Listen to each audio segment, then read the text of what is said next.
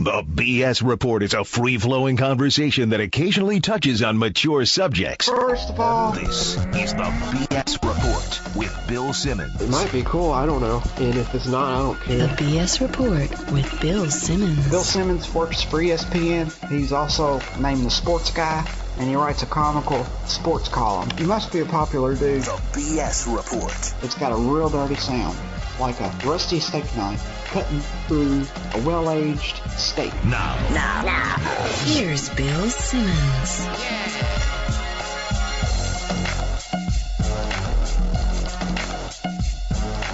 Welcome to the B.S Report. Sunny Monday here in Southern California. Week 14 of the NFL season, almost in the books. Big game tonight. Houston at New England. One of the 5 best games of the year. Cousin Sal, who do you like in this game? Well, I liked your Patriots because I figured Houston could take their foot off the gas a little bit. But why did the spread go from 3.5 yesterday afternoon to 5.5? It's 5.5? Went to 5.5. Oh, that's crazy. I thought 3.5 was too high. I think this is a 3-point game. But no one's hurt or anything. There's no weird weather coming in. I don't even know why that would affect Houston too much. But that's a big swing for this late in the game. It might be Brady on Monday night. I'm not sure people totally believe in this Houston team. Yeah.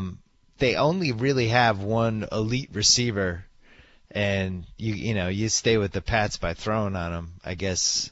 I don't know. I'm worried about this game. I think without Gronkowski and without Edelman, the way the Patriots play, they don't have the depth at receiver, to kind of do what they would need to do to win this game. I'm worried. I think that Pats can win, but I definitely think it's a 3-point game. Keep thinking that Houston's going to let down, even the greatest of teams with their schedule the way it was. It was like 3 games in 16 days, and most of them on the road. And now this one, like, when do they falter really? Yeah, well, if the Pats win tonight, then Houston has 3 games left. 2 of them are against Indianapolis, a home and home. I think it's really tough to beat somebody twice in 3 weeks. And especially that Colts team that has a little magic on their side, it seems like, this year. So, I think Baltimore definitely, can we agree Baltimore is now the 4 seed? Yeah. But we could agree. We could just look at the standings. Yeah. But I mean, they might be lucky to win 1 game the rest of the way here. Yeah. They the fired their North offensive didn't do coordinator. themselves any favors, the AFC North, except for our Cleveland Browns. But they really all could have gained on the Ravens yesterday. You know what's funny? That the Browns are really 2 plays away from being 7-6 that they easily could have made, and they would actually be kind of in the middle of this here, this AFC North disaster. Oh yeah. But Baltimore fired their offensive coordinator today, really late in the season to do that if you're a playoff team. And, now it looks like this Denver-Baltimore game next week, if Denver takes care of business in that game, they're at least a 3 seed. They have to pass the Pats. They have to win 1 more game than the Pats. Pats could go 1, 2, or 3. Really, it's hard to say what's going to happen, but we'll know more after tonight, obviously. You know what? I don't think that's a terrible move, firing Cam Cameron for the Ravens. I don't know how great Caldwell will be with a difference, but they definitely need to shake it up. And you have to be looking at this team like, if they're going to make a push towards the Super Bowl, they're running out of little time with some of these players, like Suggs and Lewis, and they're playing, they're not playing, and Flacco was close last year to making it. And if you look at their field position, where they're taking over some of these drives and what they're coming up with at the end, it really seemed like in shambles. And Ray Rice didn't get a carry in the 4th quarter last week against Pittsburgh. I think it's a good move. Yeah, you never watch the Ravens and feel like it's the most crisply run offense. Yeah. It always seems like they're underachieving for what their potential is. What stood out for you yesterday, other than Dallas finally winning a close game and doing all the right things down the stretch? Well, I don't know about that. Listen, I know I'm a naysayer when it comes to my Cowboys, but I think Jason Garrett's getting a little too much credit here. There were like 10 Bengal receiver drops on 3rd down. I counted like 7, and a horrible pass interference call or a late hit call on Des Bryant, and not to mention Jason Garrett, my classic biggest pet peeve in the NFL, setting his kicker up in the crappy weather for a 40-plus yarder when he has 2 plays left to on the road. Get closer. Yeah, on the road, and but it all seemed to work out. But I think we're in a bad spot, the Cowboys, now, because only 3-0 gets us in the playoffs, and only 0-3 gets us to fire our coach. So it's going to fall right in the middle there, probably. It's a middle ground. Yeah. The thing that shocked me the most yesterday was Tampa-Philly. And maybe Tampa was just looking ahead, or, you think, we got Philly, we can mail this one in and scores 80 points. But, man, what a dumb game to lose. And it probably ruined their playoff chances. I actually thought that was a potential playoff team, and now lucky to get to 500. But that was – do you think that was just one of those cases where everybody threw them into a two-team tease and they had to lose? The gambling gods said, you have to lose this now? Yeah, I think so. I think that was definitely part of it. And I don't know what happened there, but I think we should be aware of, like, a guy like Nick Foles. There was some potential, and he got better every week. So, like, 3 weeks after his debut, and I think he was the highest-rated quarterback yesterday, or at least had the most yards passing. Like, maybe don't give the 7.5 against the Eagles team like that, just sort of desperate. And now the Eagles, they went from atrocious to, like, decent bad. So just like that, I think. Well, we should remember this for next year. Yeah. The Eagles were 1-9-1 against the spread. And I had looked it up, and nobody had ever covered less than 3 games against the spread in the last 7 years. Wow. So they covered that ridiculous punt return TD last week on Monday night. That was their second cover. They covered this Tampa spread this week. But I do think there's something to the line shifting too much one way or the other against certain teams that are stuck in a rut or that are too red hot or whatever. And I think Steelers-Chargers was another example of that. I almost took the Chargers 20 different times on Thursday and Friday before I made my picks. And it just came down to they're going to fire their coach. And it's like, how do you take this team getting 8 points when everybody knows they're going to fire the coach? But at the same time, against an injured Roethlisberger, that line was too high. What a Jekyll and Hyde team the Steelers is, right? Like the 8 turnovers against the Browns, and they lose. Then they beat the Ravens on the road. They have no right with Charlie Batch. And then Roethlisberger comes back, and they can't get it together against the Chargers. That line went from 8 to 7, to what moved a full point, like a half hour before the game. I meant to call you and tell you that, but I didn't want. By no means did I want us to back the Chargers yesterday. And right. Not flying. And what was interesting was the most obvious 3-teamer probably of the entire year was Denver on Thursday night against the Raiders. You teased that with the Niners at home against Miami and Seattle at home against Arizona. Yep. It was so obvious that I had to take one of those teams and say, all right, well, I'm going to say San Fran struggles. I'm going to throw Tampa Bay in there instead. And that's what killed me. Yeah. Yep, no, but Tampa won if you had them at 7.5. Yeah, wait, what did I do? No, whatever I did, I lost. I had them in 2 teams. I don't know how I did it, but I lost. Trust me. No, you're right. Because I may or may not have had Tampa in one of my 3-teamers, and they won by a half point. And Philly scored the go-ahead touchdown with no time left. They're up 1. And it was like, can you please kick the extra point, not go for 2 here? Do we talk about now or later about our parlay of the year surpassing the one we had with Joey Chestnut in it?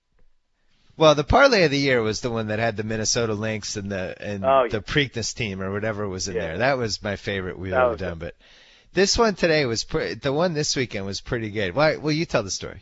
Well, I liked Marquez a little, and I'm rooting for Pacquiao and betting a little on Marquez. And I'm like, all right, if I do that, there's no way I'm fully devastated. I was trying to figure out a way. So I emailed you. I said, let's back Marquez a little. Let's put him with an NFL underdog. You pick it. Money line underdog. And I had been also looking at Marquez for 2 reasons. One, poor Manny just seems like he's so spread thin now. And you watch 24/7, and it just seems like he's ripe to get beaten. So that was one part. And then the other part is seeing Marquez in the weigh-in. It was like, all right, this guy now has a different game plan for the 4th fight. And let's leave it at that. But I just think he just looks different. Your physique shouldn't change at age 39. I've certainly never heard of that except for baseball, and we know what the baseball examples are.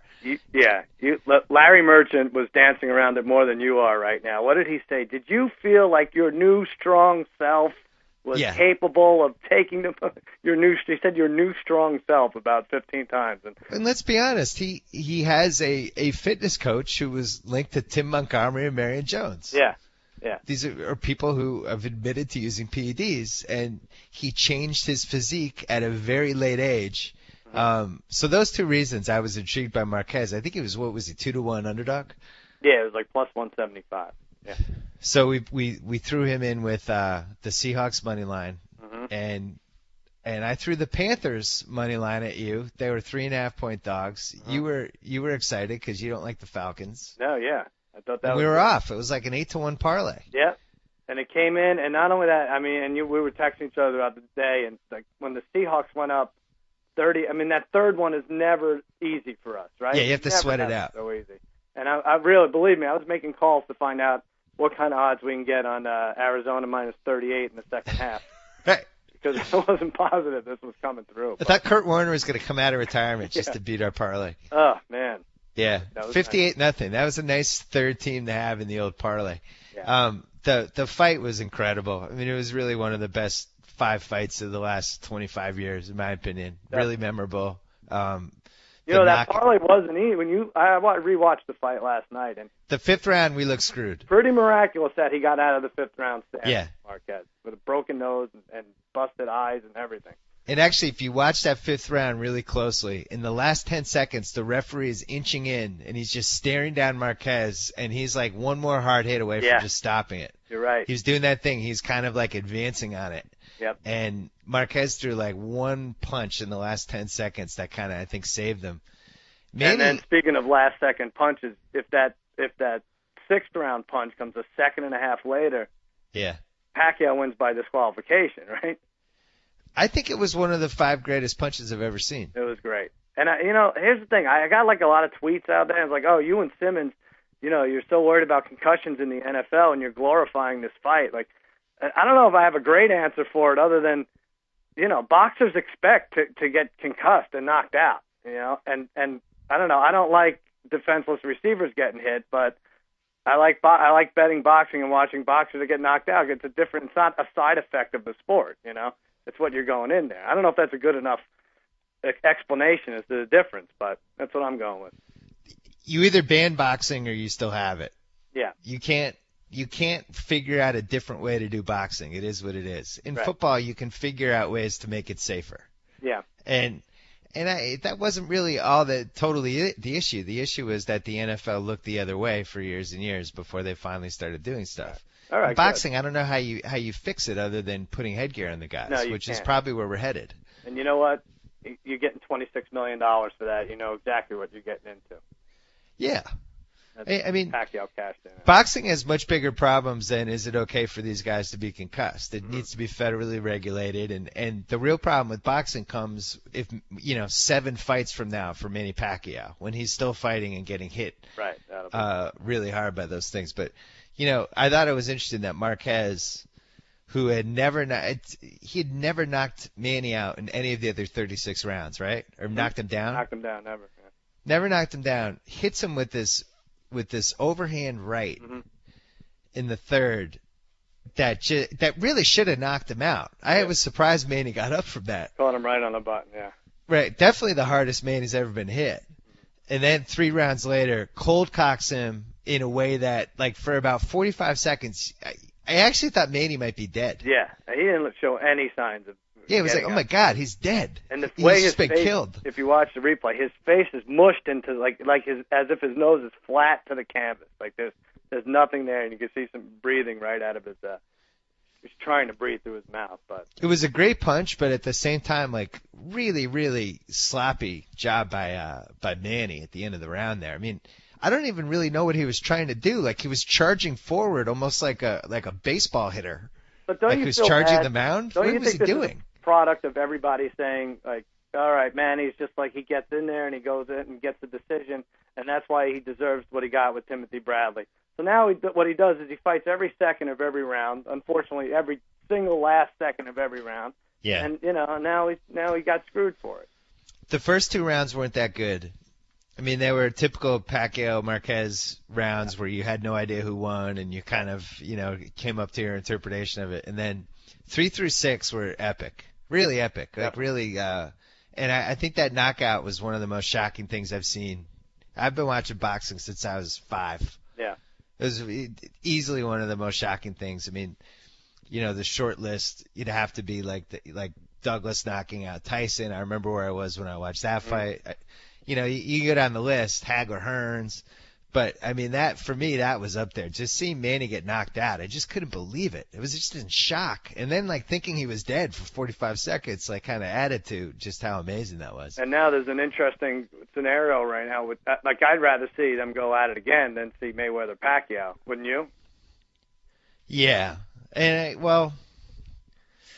Mayweather-Pacquiao is going to be a 7-5 fight with it's going to be close. I mean, you're not going to see what you got Saturday night. I don't think Manny's the same guy anymore. When was the last time he was brilliant in a fight? Was it Ricky Hatton?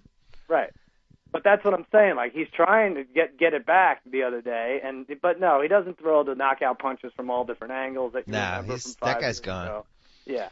But that said, I would love to see this fight again, and it kills Mayweather. I mean, he can run his mouth about how he's the greatest and he handled Marquez and Manny had trouble with him. But the fact is, you can look online and see this guy counting millions of dollars in front of his handlers who are in the background trying to figure out how to rob this bastard. He's in it for the money, and he doesn't have a $26 million fight ahead of him, and Pacquiao does. So. No, and how much would they have gotten for that fight 2 years ago? They probably would have gotten 50 or 60 million each, right? They claim that he was offered $100 million, Mayweather, and turned it down. But well, you think with Manny, though he couldn't have known that his skills were slipping, but maybe the 4 fights that he took instead of that fight added up to what he would have gotten for Mayweather, but he certainly wouldn't have been knocked out like that. Yeah. And to me, Marquez, he goes into the weigh and he's 143. Mm-hmm. He left 4 pounds on the table. That's how ripped and tight he was. He literally had no water weight. And then when the fight started, he only gained 5 pounds. Right. Which, I just think with boxing, they have to blood test everybody. You just have to. You blood test the guys before and after because, this is a little different than beating somebody in a 100-yard dash or beating somebody in a cycling event. You can really kill somebody in these fights. They could have blood tested. They just could have wiped the many liters of blood that drained out of Marquez's nose in the 5th round and ended up on Mitt Romney in the front row. They could have blood tested that, just ran it off to the lab and seen right there if he was. So was that one of your top 5 fights you've seen? I think top 5 holy fights. I think so. If you're gonna go Hagler Hearns, I think it had everything that fight had, right? Yeah, that's still number 1 for me though. Yeah. Because that never let up. There was no. It just from the first punch, it just was off. This one took at least 2 rounds to get going. What was the Corrales fight that I loved? The thing, you go with Corrales, Castillo, and you go with Ward Gotti and Foreman Lyle, some of these fights, they don't. The thing that separated this was their 4th fight. They had already had this really, really good trilogy that the diehard boxing fans loved, and it had the potential to be maybe they hung on too long for this 4th fight, and instead it by far was the best of the 4 fights. Yeah, it's like if Godfather 4 was, if you're like, oh my God, it's so much better than the first one. It's just the 4th fight should not be the best fight of a whatever. I forget how many Labana and Sugar Ray Robinson fought, but to me, well, those guys should have loaded up on steroids. It would have been better. Well, and also a little bit of a career-altering legacy now for Pacquiao. I think this goes in the first paragraph of his boxing obituary. Probably. I think the Bradley fight is worse for him. Not that it was his fault, but. And what a visual of Bob Arum pretending to be upset as he consoles Jinky Pacquiao, whatever his name is, and he knows he's cashing in big time. Also, the fight started so late. Maybe it screwed up Manny's sleep cycle, or maybe he had. When you're fighting at 12:45 at night, it's the 4th round. Yeah. That was nuts. Anyway, it was some fight. It was really. This was a good year for boxing, and I know. People think that the mixed martial arts is just blowing boxing out of the water, and I agree with some of that to some degree. It's definitely resonating more with the younger audience, but there were 5 fantastic fights this year. And I think it's the strongest year in a while. I mean, you think there's no heavyweight division anymore. It's pretty impressive that they can still crank out these fights like this. Yep. Let's get to the week 15 lines. Oh, yeah, football. We should mention Somebody emailed me this last year. Apparently in our Week 15 podcast, after Week 15 last year, in the next podcast, I said, remind me next year to look at the big Week 15 dogs. Wow. Because apparently something happened in Week 15 last year that made us make a mental filing note for the dogs. I wonder what it was. Yeah. I don't know. I have to look it up. All right. Okay. Yeah. But big dogs, I'm going to tell you, there's not too many. All right. Well, I don't want to ruin my chances of beating you here. Well, that's a problem. Cincinnati at Philly, Thursday night. Is this the last Thursday game? I think it is, right? Is it? Well, I know they do Saturdays, right? I think it moves to Saturdays these last 2 weeks. What a fitting end. Bengals Eagles. Yeah. A fitting end to America's worst TV series. I have Bengals by 1.5. Yeah, Thursday TV used to be better. Cosby Show and everything else. I had Bengals by 4, and it's 3. So who gets it? Me? I get it. Yeah, you right? get it. Yeah. I don't know if I agree with that. No, you think it's too high? Do you trust the Bengals coming off 4 days? Tough loss to Dallas. I don't know what to make of this Philly team. I really Me neither. don't. I was just checking. Yeah, you're right. Next week starts Saturday game. Okay, Sunday, Giants at Falcons. I had the Falcons by 2.5. Okay, you're going to get this. I went a full 3. I forgot Vegas is not on board with Atlanta. It's 1.5. Wow. So you get that. One of the least respected 11-2 teams of all time. Yeah, no kidding. I can't back that up with any evidence, so I'm just throwing it out there. But I wouldn't bet it. Would you bet the Falcons this week? Only in the sense of everybody now being convinced that the Giants are in the driver's seat of this conference, and there is a lot of nobody believes in us potential now with Atlanta. Yeah. Hey, my friend Nick Santora wants me to promote David Wilson, the Giant now phenom kick returner, backup running back, soon to be starting running back. The flip he does in the end zone, we need to make the Flip Wilson. No one's made the Flip Wilson analogy. Oh, the Flip Wilson, I like it. It's a 40-year-old reference, but it needs to be thrust in there. He was incredible yesterday. Yeah, he really was. And with the new kickoff rule, that'll be gone, right? Yeah, that new kickoff rule's never happening. That's terrible. I want to punch someone in the face. Whoever on the competition committee is so really stupid. vying for that. No surprise onside kick. Was there as more an exciting game changer than when the Saints surprise onside kick against the Colts in the Super Bowl? You can't take special teams out. They've made the right adjustments. I think special teams are safer than they used to be, and I think they've done enough. Yeah. I'm not positive that kick returns are more concussion-prone than just regular punt returns. These guys get smashed in punt returns. Yeah. Minnesota at St. Louis. Playoff elimination game. By 2 teams that are probably already eliminated. Yeah, the Rams are 6-6-1. I guess they're lingering. 6-6-1 against 7-6. 7-6. Yeah. God, the Vikings to be 7-6 with that quarterback is just incredible. He really stinks. 5 or 6 of these games alone. Am I allowed to criticize him now that he's marrying ESPN talent? I say yes. Oh, Ponder? Yeah. Who else? Jimmy Johnson said something. So maybe she should teach him how to throw. He hates Ponder. He's not good. Yeah. If you're looking at the guys from that class, Jake Locker has clearly assumed from that whole group. What was it? Jake Locker, Gabbert. Yeah. Andy Dalton. Dalton? You pick him over Dalton? Ponder. I like Locker. I know he threw a terrible pick yesterday, but I think he's kind of scary when he's running around. Yeah. Dalton's okay. He's scary mediocre. if you bet on him. What is it? Ultimately, where are you going with Dalton? I know. I have the Rams by 2.5. I don't know why I went light on this. I went 1.5, and it's 3. So you're going to get that one. Yeah, that's fair.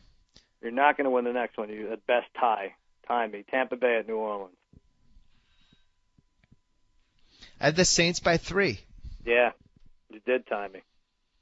That's what it is. Do you think Breeze is on the other side of the mountain a little bit?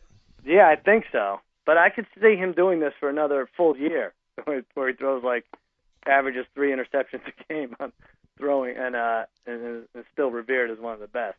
I think he's moved into the Brett Favre circa 2003 area. Yeah. Where he's still dangerous. You still have to respect him. He's still going to have these games where he just beats anybody.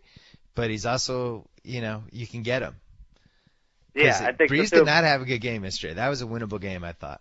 And when did he throw 2 interceptions and 5 the week before? And then he could have had 4, I think. Yesterday. 2 bad ones this week. And I just didn't like the way he played yesterday. Yeah, and unlike Favre, it's not like a weird scrambling thing where he's making bad decisions. It seems like he has the same confidence in his throws, but he'll throw it to Jimmy Graham if Jimmy Graham is basically surrounded by 3 guys and being hit with a baseball bat. He'll still try to get it in there. All right, Jacksonville at Miami. I hit this one. I thought the Dolphins played well yesterday. They should have covered.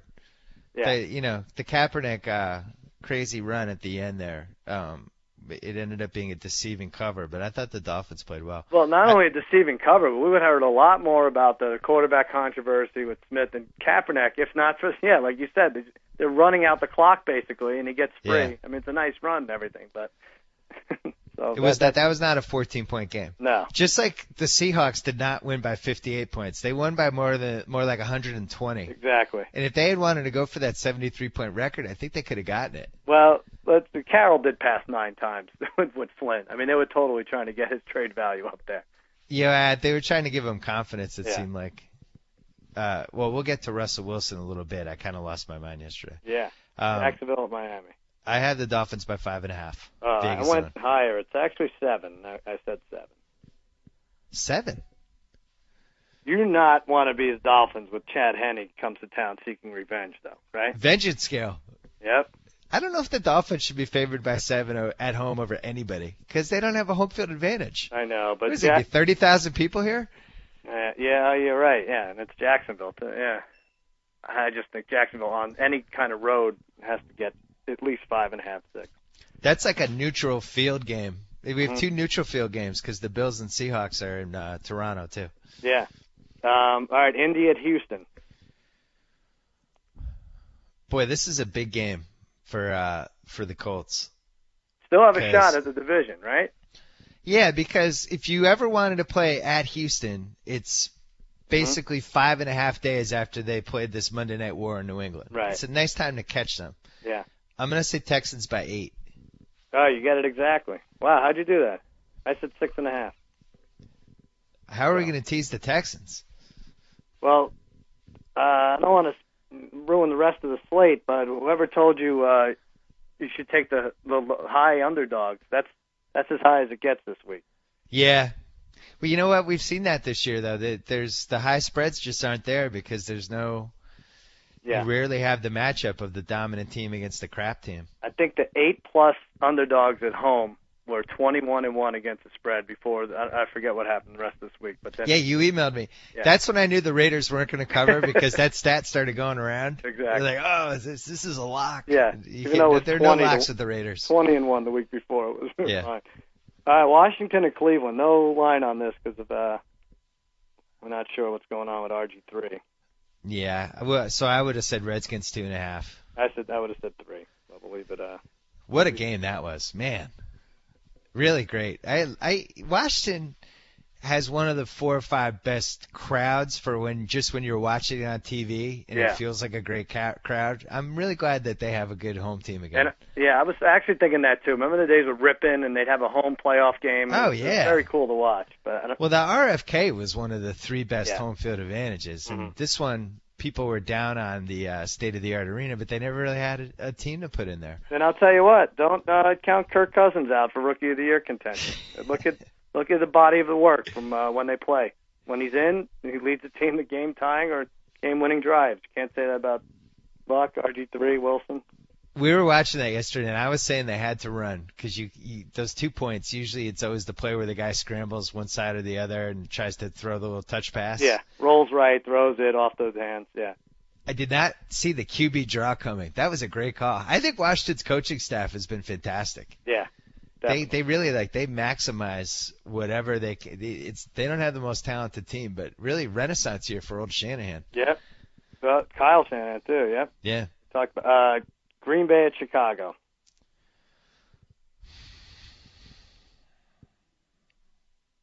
But there's a line on this. I guess they assume Cutler's back.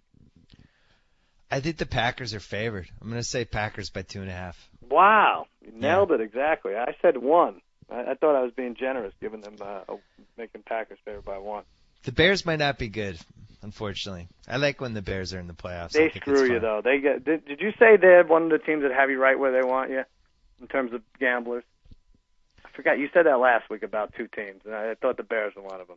I can't remember. As soon as you want to go against them, they'll win by. You're saying they're a zigzag team? Yeah.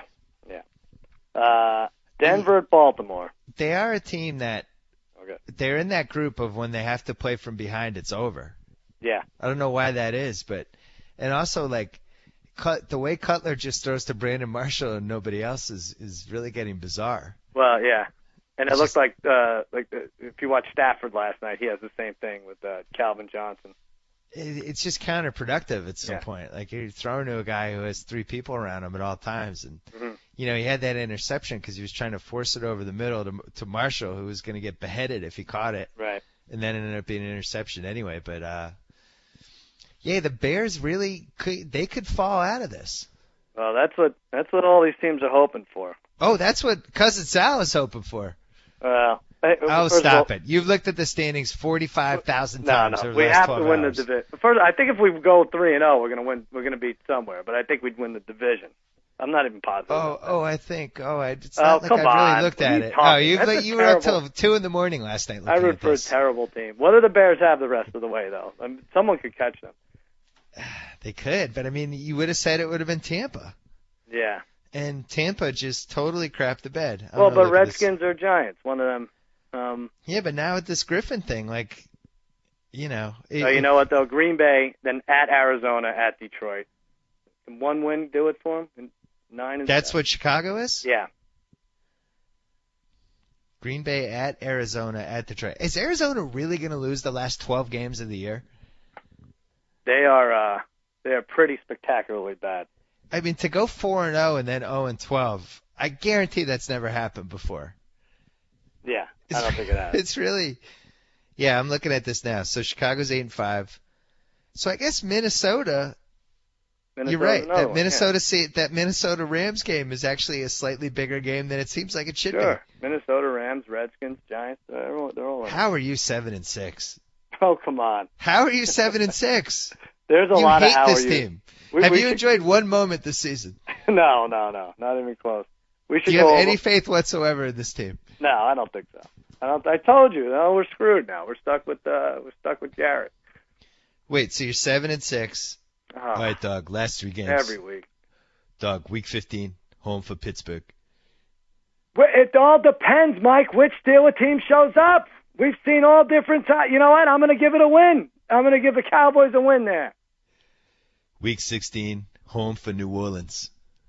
Mike, the Saints will have quit on their 17th interim coach by then. I'll give the Cowboys another win. Improbable, but that is a win. Dog, that means you're 9-6 going into week 17 at Washington. And that is a 20-point loss, Mike, right there. 9-7. Just enough to get everyone excited. Oh, that would be good. That would be perfect. 9-6, and then the wheels come off in week 17. Yep. We're looking at that. Oh, man. December 30th, huh? Yeah. Week 17. All right, let's keep going. All right, Denver at Baltimore. Great game. Yeah, this is a good one. It's a nice one. It's about time the Broncos play a real team. When was the last time they've played a real team? I know. I feel that way, too. And then they go out and kill everybody. They had that horrific first 5 games where they just played like every Super Bowl contender, and then after that it was like a 2-month preseason. I have the Broncos giving 2.5 points. I don't know why, but I'm just feeling it. No, you are. I don't know what's wrong with me here. I went Baltimore -1. It's Denver by 3. Yeah. There's 1 game difference. I know they're going 2 different ways here, but 1 game difference between them. Wouldn't the home team get the nod? On paper, it looks like Denver. They're playing so great, blah, blah, blah. But Baltimore has been really good at home. Yeah. 10 days rest for Denver. It's a rough one. Now the late games. And I applaud the NFL for getting it right now. 8 early games and 5 late games. That's how it should be, right? Right. And we should mention, Falcons-Giants is a great game. Yeah. Broncos-Ravens is a great game. Mm-hmm. Saints-Bucks is at least a very watchable, fun game. Rams-Vikings is a playoff elimination, as you said. Mm-hmm. And Packers-Bears. Those are 5 good games. Did you say Indy-Houston? Oh, forgot about Indy-Houston. Did you say Washington-Cleveland? Like, these could all be good games. Where are we going to get these screens? Well, I don't know. Kirk Cousins and Brandon Weeden, I don't know. Rookies battling it out. Yeah. All right, Carolina at San Diego. Carolina at San Diego. Beating me 6-3 going into the later. Yeah, I got Chargers by 3. I don't feel good about it. Oh, you jerk. I went 3.5, and it is 3. So you get that exactly. How great would it be if the Chargers won the last 4, and then they had to decide with the North thing?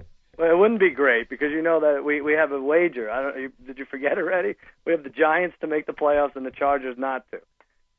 Oh, yeah, that wouldn't be great. Well, the Chargers aren't going to make the playoffs. I guess they're not. Oh, you're they just get saying to if they 10 win. wins. That's not happening. Yeah, okay. All right. Oh, that was a great bet by us. That Giants win makes me feel a little better, even Yeah. though it makes me feel worse. All right, well, this is a good one. Seattle at Buffalo. In Toronto. In Toronto, yep. I calibrated the Toronto neutral field possibilities in my pick. Normally I would have said Seahawks by 3.5. I threw an extra point at them because of the Toronto thing. I have Seahawks by 4.5. I sort of think you're cheating this week. I really do. Why? Did you go to any Vegas Insider when you calibrated all this? You hit it exactly. I used to be really good at this game. I've just had a bad season. You've hit 5 on the nose. I don't think you've done that before out of 10 games. What can I tell you? Tell me you're cheating. I'm like Marquez. I weigh a very lean 143 right now. Let me just say this. I'm warning gamblers out there. Don't read into that 58-0 game. One of 2 things is going to happen. Either Seattle comes out and bombs this week or Arizona looks great. Right? Is it okay if I read too much into that 58-0 game? If you bet Seattle and who's Arizona play? Detroit, you're going to split at best, I think. I think the Seahawks are really good. I think they're going to, they have a chance to go 11-5 and win that division if the Pats can help them out with the Niners next week. 11-5. The Pats beat the Niners. The Seahawks can control their own destiny. Is that right? Yeah. Yeah. 10-5-1 against 11-5. Yeah, I guess so. Yeah, that's it. See you later, San Francisco. Wait a minute. The Niners have 9 wins. So if they don't win their last 2, that's what I mean. They'd have to lose to the Pats and they'd have to lose to Seattle. Oh, they're on last week. I forgot they play each other again. Okay. And then, so then on top of that, the Seahawks would have, if they could go 11-5, Atlanta's 11-2. They're going to be the 1 seed. But Green Bay is 9-4. They win the head-to-head against Green Bay because of that stupid Golden Tate game. Green Bay goes at Chicago, home for Tennessee, at Minnesota.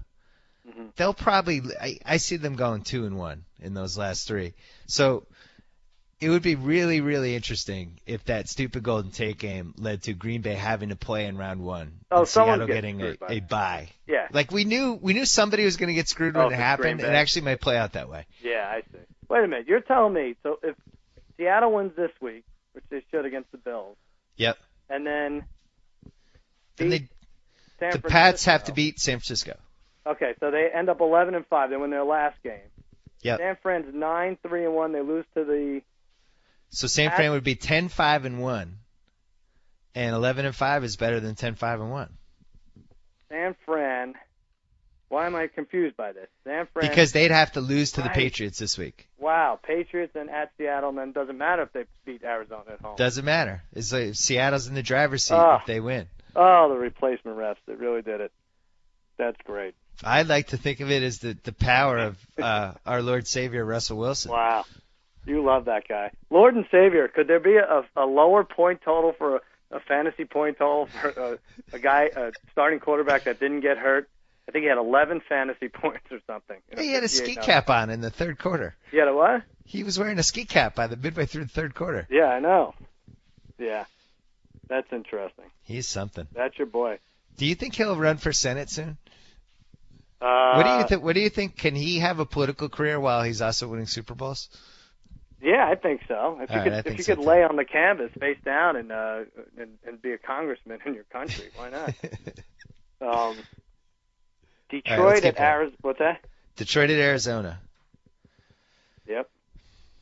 Stafford is going to have the most hollow 5,000 yard season of all time. Is this possibly the best 4-9 team of all time versus the worst 4-9 team of all time? Yeah, and they've also, I think they might have broken the record for most how the hell did you not cover that games. Oh, yeah.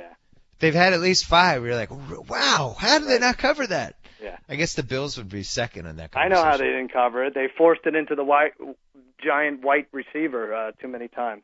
Oh, yeah, that's right. First 10. Lions -5 in Arizona. I at least get this one. I said 6.5, and it's 6. Oh. But I warn you, everyone's going to want. See, that's going to be the sucker bet. Detroit on a 2-team teaser, right? How does that lose? Arizona is the worst team in football and has been for weeks now. They are bad. And I want Arizona, Oakland. Who's favored in that game? Arizona? Which one? Arizona, Oakland? If Arizona, Oakland, neutral field. Yeah. Oakland. I think Arizona's the 32nd team. Wow. Kansas City. I don't know what they do well. I watch them, and I literally can't figure out what they do well anymore. This is 2-11 versus 3-10. Kansas City at Oakland. One last thing about Arizona, they beat the Patriots and probably cost us the 1 seed. Yeah. If we win tonight, you lose to that garbage team, and that was a Gostkowski missed field goal. That and just the ridiculous call on Gronkowski when we ran in the touchdown. Oh, right. They caught him on that bogus hold, and then we got conservative, and that was one of the worst minutes in the history of the Belichick era. That seems like 6 years ago. Yeah. I have the Raiders favored by 3 against the former AFL rival, the Chiefs. And you did it again. Another one right on the button. I said 4.5. I don't think this KC team should go on the road and get anything less than. I mean, you got to hand it to them. Not many teams could have a running back bust out for 165 yards and still get blown out. I don't know how they do it. I had an idea for Berman's 2-minute drill this week. What? Cancel it? No. I think they should have. I think he should run AFL highlights of the Raiders and Chiefs. Oh, wow! Yeah. How do you communicate that to his? I said an idea. I'll pass it along. Well, I don't know. I think he's going to turn that down. All right, Pittsburgh at Dallas. Oh yeah. Oh, put such a hop in my step when these two teams play. It's like your childhood. It's like a Charlie's Angels reunion. Oh boy. It's like the 70s have come back to life. Yeah, I would take those 70s players on our in our secondary right now. I'm gonna hit this exact again. I think it's Cowboys by 3. No, you went too high. I went 1.5, and it's just 1. Wow. Another playoff elimination game. No respect for the 7-6 Cowboys. No. Well, these Vegas guys, they watch the games. I think is what it goes on. The Steelers are. I mean, that was a terrible performance by them yesterday. What? Yeah, they're just you can't figure them out, right? Which are they more towards? Well, it's not fair because Batch was the quarterback the last 2 weeks. I don't know which way to go with them. I don't know who their starting running back is week to week. Yeah, the problem is they might just be a slightly above average team, and they beat. Like look at their last games, right? They beat Washington week 8. They won in New York against the Giants week 9. They beat KC in OT at home. They lose to Baltimore in week 11. The game they didn't have Ben in that one. They lose at Cleveland. They beat Baltimore by 3 in Baltimore. They lose to San Diego by 10. If you're going through that, really the only really good win is that Giants win in week 9. And then if you go through their whole season, the only other games they won were week 2 against the Jets, week 5 against Philly, and week 7 against Cincy. They have a lot of bad conference losses, against bad they're teams. 4-6 in the AFC. Yep. Yeah, it's not going to get you a wild card. So and the other thing is, you have Roethlisberger back, but he's 50% Roethlisberger. You know, he's playing with this giant vest. Mm-hmm. And Polamalu, did you see him yesterday? Yeah. He's just hobbling around. Well, Polamalu, Urlacher, maybe a little bit overrated, those two, right? Yeah, especially in their mid-30s now. Yeah. Like a little too much hype of them coming back or being out. All right, now your team, San Francisco at New England. Sunday night, right? Sunday night. 2 night games in a row for you. Yeah.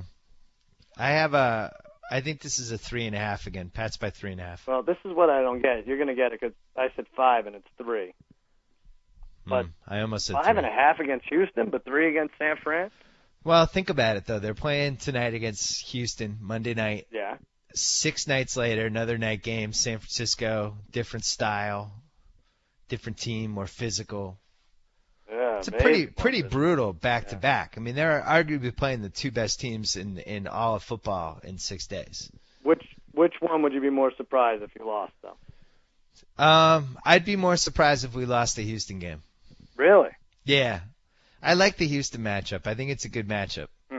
And I also think I like Brady on Monday night. I'm more confident about that game. San Francisco is really physical. Yeah. And I'm just a little more worried about that one. I also think Kaepernick can throw down the field on us. They might just play at a level of competition, San Francisco, because there's no reason. As physical as they are, they're in these games with the Rams at the very end. Even the Dolphins had a shot to tie at some point in the fourth. Well, did you see Moss drop the flea flicker? Yeah, that was nice. They were probably headed for a blowout if he just holds on to that. But how much do they wish they saved that play for when it matters? Yeah, that's the thing. Don't use that play against Miami. Yeah, so stupid. Maybe people will forget. Jets at Tennessee Monday night. Ooh. Let me tell you something about the New York Jets. I read somewhere in a blog somewhere that they are 6-7. Is that true? They have 6 wins. Are they 6-7 or 7-6? They are 6-7 at Tennessee, at Buffalo, and home against San Diego. Oh my God! They're not out of it. It's great. You know, they're totally out of it, but they're not out of it. The 2 best fan bases to drag through the mud and raise their hopes and just toy with them are the Jets and Cowboys for this stuff. And just 2 fan bases that are dying to lock out on this season and move on, and yet they can't. Can't the Ryan brothers hold a joint press conference and say, "Listen, no one get excited. It's not happening."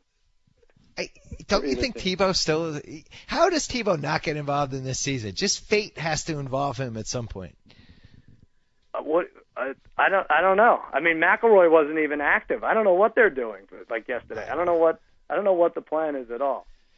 I think the plan is in about 10 months, Rex Ryan is going to be in John Gruden's seat on Monday Night Football. Wow. How is he going to coach the Jets? And, you're saying he'd be fired. No, yeah, I'm saying he gets fired. And Gruden, if I'm Gruden, I grab that San Diego job. You do? Oh, yeah. What a great job that is. Yeah, you love that. West Coast. Yeah, why not?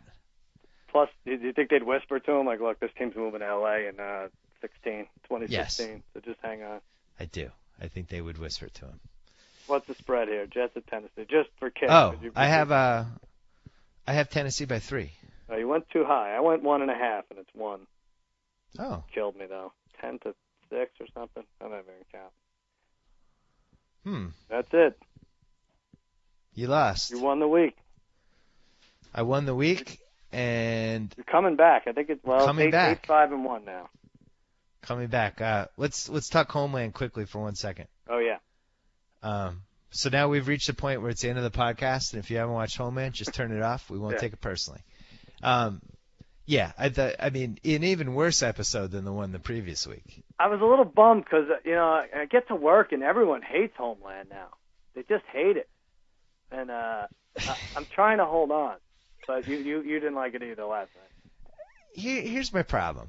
All right, so Brody is at the vice president's house. His pacemaker gets screwed up and he dies. Yeah. Right? Could happen. The CAA and all these people who know Brody was a terrorist who had a vest on that was going to blow up everybody in the room, and it malfunctioned or whatever happened. Mm-hmm. At no point is Brody under suspicion for any foul play in the vice president's murder. That's just moved on. Hey, let's go to the funeral. Right. No, Brody, I know. what'd you see there? I don't know. He dropped dead. Oh, okay. All right, good. Can Well, you get that and position? not to mention, aren't they tapping his phone? They're all over him anyway for everything else. And now he's doing like FaceTime with Abu Nazir. Like, what's going on there? It just went on. It became so far-fetched on so many different ways, and then that and her going back in to find Abu Nazir after being. Yeah, and then she ends up just the 7 other guys go off. It's just her and this one guy with a gun. All of a sudden, they're all by themselves. Right. This team that trains together. That it's okay to go rogue in that situation. She's smarter than everybody else. And then she's totally okay with, yeah, I killed the vice president to save you. Oh, thanks. Yeah. That's cool. Now we can be together. And the wife is cool letting him go. I know. It bums me out. But I sort of it's think a bummer. there was just no way it wasn't going to turn into 24. It's just, right? I mean, this was either a one-and-done season series or they were going to have to really – there's going to have to be a lot of leaps of faith. I'm really, really excited that Brody's wife and Mike get to be together. You almost as much as the kids are. My God, that was uncomfortable. Yeah, that would be a new low for me if I was gone for 8 years and I came back and then my daughter threw that out at me. Why don't you just go? It was better with Hench as our dad. Like what? No one would ever say that. There's no way it was better with Hench.